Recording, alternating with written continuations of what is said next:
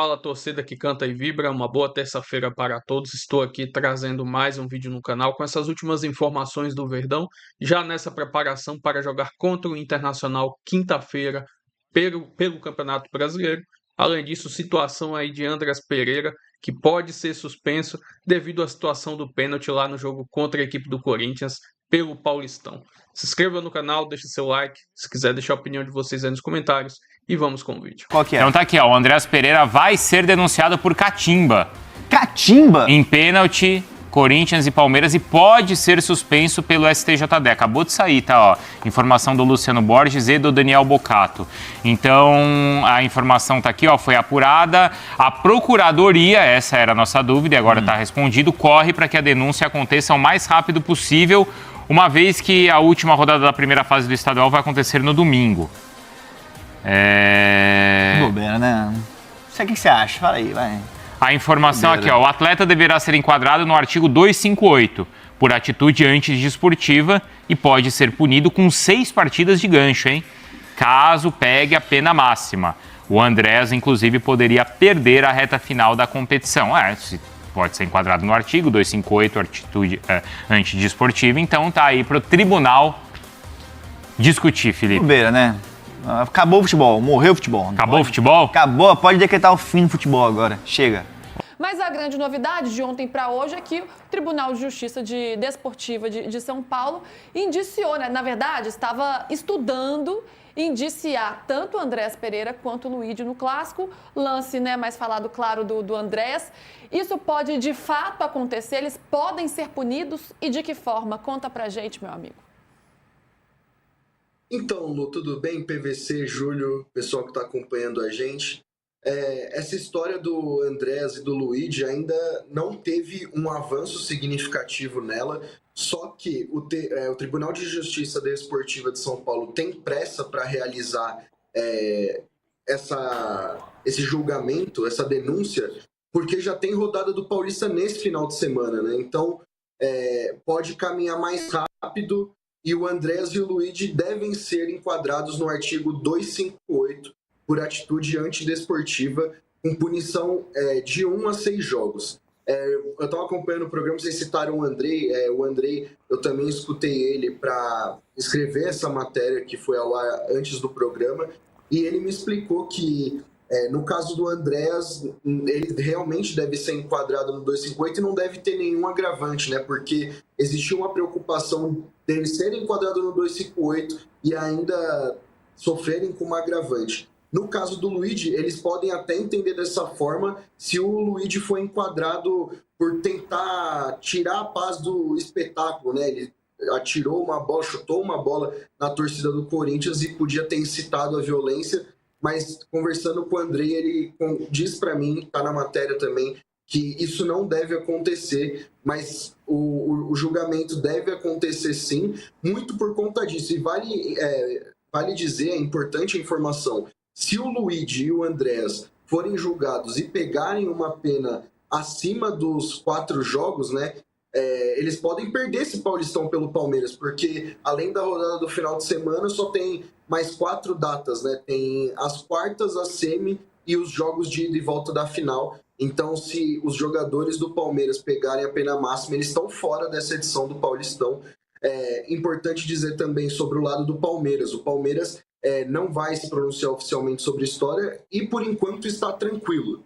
Na visão da diretoria do Palmeiras, como nem o VAR chamou para nenhum dos 2 episódios, nem deveria ser aberto um julgamento sobre esses 2 casos que deveriam ter sido vistos em campo.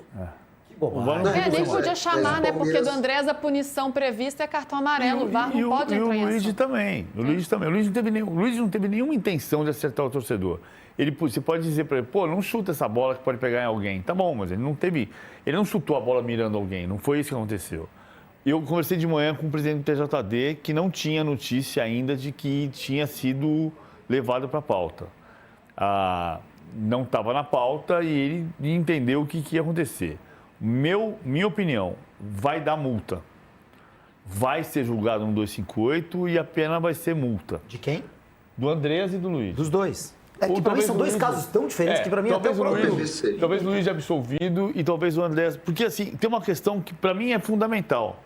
Se o Andréas não podia ter o VAR chamando porque era cartão amarelo, não era cartão vermelho, e o VAR só pode chamar cartão vermelho, como é que o tribunal vai dar um jogo de punição se a punição do jogo é cartão amarelo? Por isso eu entendo que no tribunal, uma vez formatada a denúncia, vai para julgamento e a lógica vai ser você aplicar uma pena de multa, porque não tem caso anterior, e aí você faz um alerta e diz, não toleraremos mais esse tipo de ação antidesportiva. Ponto. Mas não tem sentido, no meu ponto de vista, aplicar um jogo de suspensão para uma pena que no campo seria cartão amarelo. Não faz sentido o tribunal dar uma pena maior do que a prevista dentro de campo, né? Para tirar o cara de jogo, sendo que em campo deveria ter tomado cartão. Júlio, você queria falar. Para mim, são dois casos completamente diferentes. Completamente diferentes. O do Luigi é um acidente, é um azar. Exatamente, você pode chegar, chamar o jogador e falar, ó, é o seguinte, ó, isso aqui não pode acontecer, tomem cuidado, hoje a torcida fica mais perto, eu não... Você pode machucar alguém? Vamos ver ali, ó. Essa jogada. Ó, fez um gol, deu um bicão na bola, tal, deu um azar, pegou ali numa pessoa, assim... É um caso completamente diferente. A emoção do gol, já vi um monte de jogador pega a bola, chuta pra cima, tal. Poderia ter batido 30 centímetros para baixo, ia ter batido na faixa e não ia ter acontecido nada, ninguém ia estar falando. Eu acho que são casos completamente diferentes. Eu acho que o do Luigi não pode render suspensão. Poderia render uma multa, um aviso.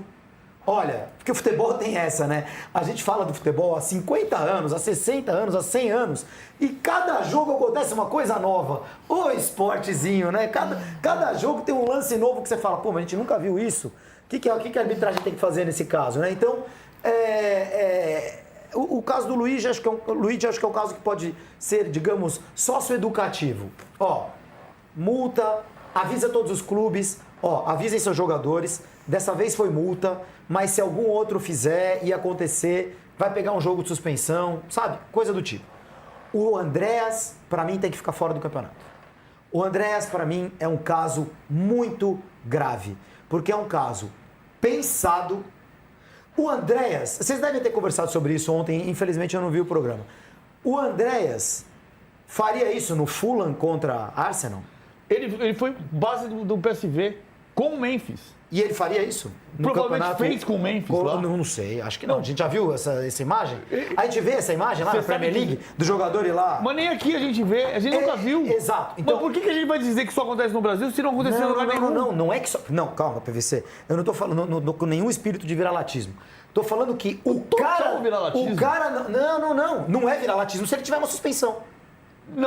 Não é viralatismo se ele for suspenso e falar, ó, isso aqui no nosso campeonato não pode acontecer. Isso não pode acontecer. Fez 6 jogos de suspensão, tá fora do resto do Campeonato Paulista. Mas aí tem que mudar a regra. Não, por que mudar a regra? Por que ele não vai ser chamado pelo VAR? Porque existe uma regra que diz que se o cara danificar... Olha só, abre de novo a câmera pra gente. Abre de novo a câmera pra gente. Eu acho antiético, eu acho mal educado, eu acho tudo, anti-esportivo. Abre de novo a câmera pra gente. Que o Memphis está dizendo que tinha que ter um jogador do Corinthians ali cuidando. Você está dizendo a câmera do lance. Ó o Bandeira. Se o Bandeira vê e chama o Klaus... Ele não pode expulsar o cara? Ele pode fazer qualquer coisa. Ele pode expulsar o cara, mas a lógica não é expulsar. Por que o VAR não pode chamar? A lógica não é expulsar. Porque o VAR... Vamos pegar o caso assim, vou te dar um exemplo. Semana passada, no jogo Flamengo e Corinthians, o Carrascal foi expulso por quê? Porque o VAR percebeu, no decorrer do jogo, uma agressão. Agressão, atitude violenta, pode ser punida com cartão vermelho, sendo verificada em qualquer momento do jogo. Certo. O VAR, nesse jogo, não tinha uma conduta violenta. Ele não tinha uma ação que foi vista no intervalo do jogo, todo mundo viu, e o VAR não chamou. Por que não chamou? Porque é uma ação de cartão amarelo. Porque talvez não tenha visto. Não viu? Todo mundo viu? Você viu no intervalo do jogo? Não. Você só não viu no intervalo do jogo, você tiver visto no jogo. Não, PVC, peraí. Todo mundo Vamos tomar viu cuidado no jogo. para não confundir as coisas. Você está falando do lance do Flamengo? Não. O lance do Flamengo teve um cartão vermelho por quê? Porque o árbitro podia ser chamado pelo VAR para interferir a qualquer momento do jogo, porque era uma atitude violenta. Mesmo que o jogo tivesse sido reiniciado, Mesmo que tivesse sido reiniciado, Ok. certo? Esse lance, todo o É Brasil de viu... antidesportividade. Todo lance, sim. É que tem também uma regra que eu até estou mundo... pesquisando aqui, que diz que o jogador que fizer marcas não autorizadas no terreno do jogo com os pés deve ser advertido com cartão amarelo por comportamento antidesportivo. Então o VAR não podia chamar. Tem essa Por isso regra que o VAR... Todo mundo viu no intervalo do jogo.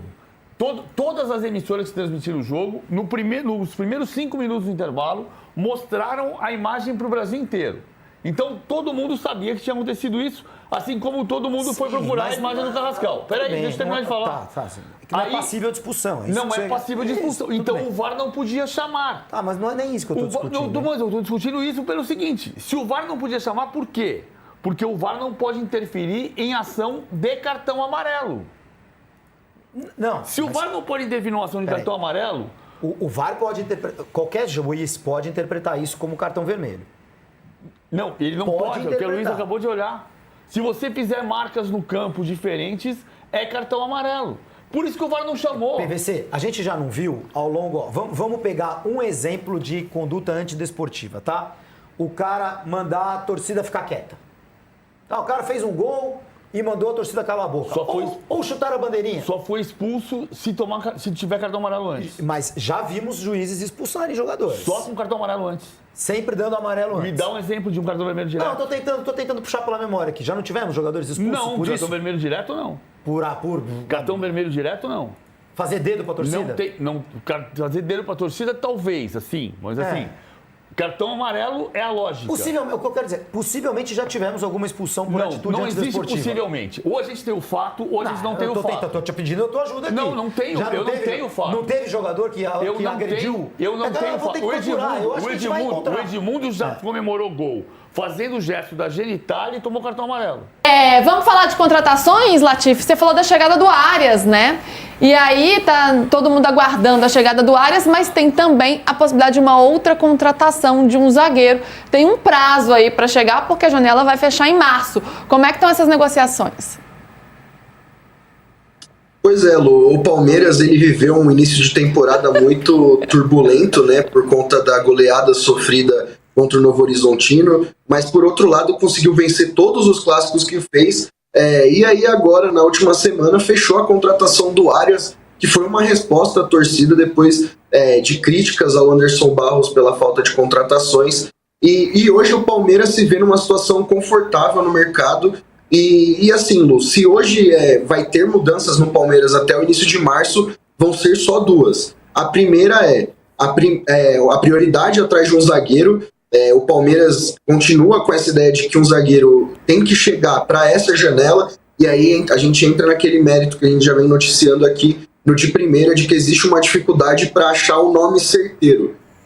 O Arias a gente sabe que é uma novela desde o ano passado e ela só desenrolou agora. Então existe essa cautela para tentar trazer o cara certo para a posição, alguém que chega para formar a dupla de zaga titular ao lado do Gomes. Lembrando que a situação do Nino é bem complexa, o Palmeiras tem interesse, mas se ele aceitar, se o Zenit aceitar retornar para o futebol brasileiro nesse momento, vai ser para o Flu e não para o Palmeiras.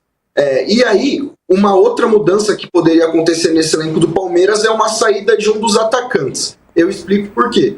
O Palmeiras ele viu um avanço na recuperação do Paulinho, né? Óbvio que ainda vai demorar um pouco mais, mas ele tem aumentado a carga nos exercícios da academia e também nos exercícios que ele tem feito em campo, então é algo positivo.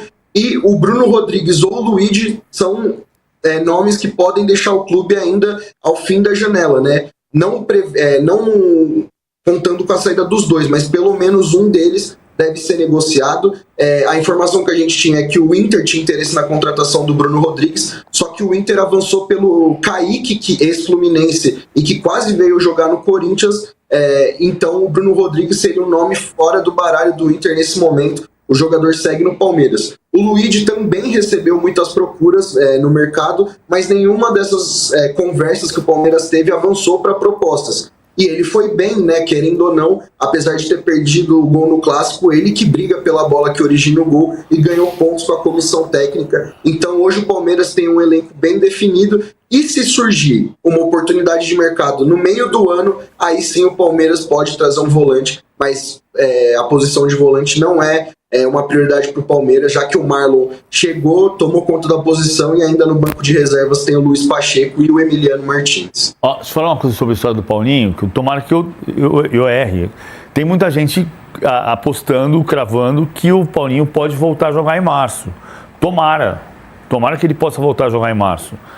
A informação que eu tive foi aquela que eu disse, que eles estão pensando em maio e que maio ele volta a jogar e ápice 100% de novo em julho. Não é voltar a jogar em julho, é voltar a jogar em maio e voltar a jogar 100% fisicamente em julho. Muita gente está acompanhando com informação de que ele pode voltar a jogar em março. Tomara. A informação que eu tenho, que eu estou trabalhando, é que ele voltou ao campo para fazer o processo de fisioterapia dentro do campo, para seguir com esse processo em março e que a previsão é voltar em maio. Muitas vezes você vende uma dificuldade para depois apresentar uma facilidade, ou seja, vai voltar em maio, volta no começo de abril, volta no final de março. Tomara que ele possa voltar em março. Eu trabalhei com a informação que eu recebi, que é diferente, mas todo mundo está torcendo para o Paulinho voltar a jogar o mais rapidamente possível. Claro, e o Abel na coletiva, né, falou que não sabia do prazo, deixou uma dúvida, deixou isso bem aberto. E ontem os bastidores do vídeo da Academia de Futebol do Palmeiras, que o Palmeiras divulgou, mostra o Paulinho treinando bastante ali na academia, mas tem um enfoque ali no Paulinho, mais treinando na academia. Então a gente segue nessa apuração, segue aguardando, né? É uma frustração, né, Júlio, não ter o Paulinho ainda, e esse prazo vai se esticando, isso vai aumentando a ansiedade, as incertezas também e a desconfiança até sobre a condição que esse jogador, que o Palmeiras vai poder contar com ele. É uma desconfiança que todo mundo tem desde a contratação, né? Na verdade, o que muita gente falou na época, né? Pro Atlético, conseguiu uma grana em cima de um jogador que, usando o linguajar do torcedor, que tá bichado, né? Eu acho que o Palmeiras não tem que ter pressa nesse caso. Nada é irrecuperável, obviamente pode demorar mais do que as pessoas querem. Todo mundo quer que o Paulinho volte em um mês, ou em 3, ou em 5, ou em 7, e não em 1 ano ou 1 ano e meio. Mas, se as coisas forem bem feitas, ele é jovem, ele vai voltar a ser jogador de futebol. Não me parece que o Paulinho seja irrecuperável. E no caso de uma temporada tão longa quanto a brasileira, em um elenco como é o do Palmeiras, é muito melhor você ter o Paulinho voando 100% depois da pausa da Copa do Mundo do que ter o Paulinho 70% agora. Assim, agora o Palmeiras está jogando, de agora até a Copa do Mundo, o Palmeiras vai jogar o quê? Os jogos decisivos do Campeonato Paulista. Não vai dar para ter o Paulinho nos jogos decisivos do Campeonato Paulista e não é o campeonato mais importante da temporada para o Palmeiras. A primeira fase da Libertadores. O Palmeiras pode tirar uns 10 jogadores do elenco agora que ele passa em primeiro no grupo dele da primeira fase da Libertadores. Não precisa do Paulinho para isso.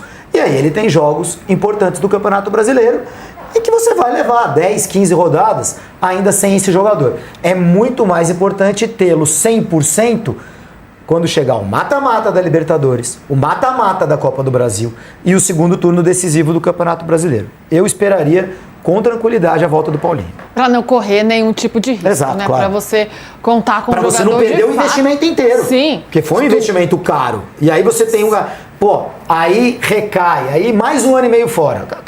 Teu dinheiro foi embora.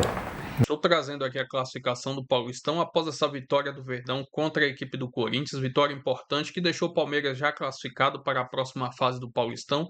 No momento, na segunda colocação, 7 jogos, 15 pontos. Campanha muito boa do Novo Horizontino, que é o líder do campeonato, 7 jogos, 16 pontos. Lembrando, o próximo jogo do Palmeiras, que é o jogo final, o encerramento dessa fase do Paulistão, é contra a equipe do Guarani, lá na Arena Barueri, no domingo, às 20h30. Já o próximo jogo do Verdão já vai ser nesta quinta-feira, contra a equipe do Internacional, lá em Porto Alegre, às 21h30. Como podemos ver aqui a classificação do Brasileirão, após essas 2 rodadas, o Palmeiras é vice-líder do Brasileirão, 2 jogos, 4 pontos. O líder do campeonato é a equipe do Red Bull Bragantino, que venceu as 2 partidas que fez no Brasileirão. Se inscreva no canal, deixe seu like, se quiser deixar a opinião de vocês aí nos comentários. e até o próximo vídeo. Avante,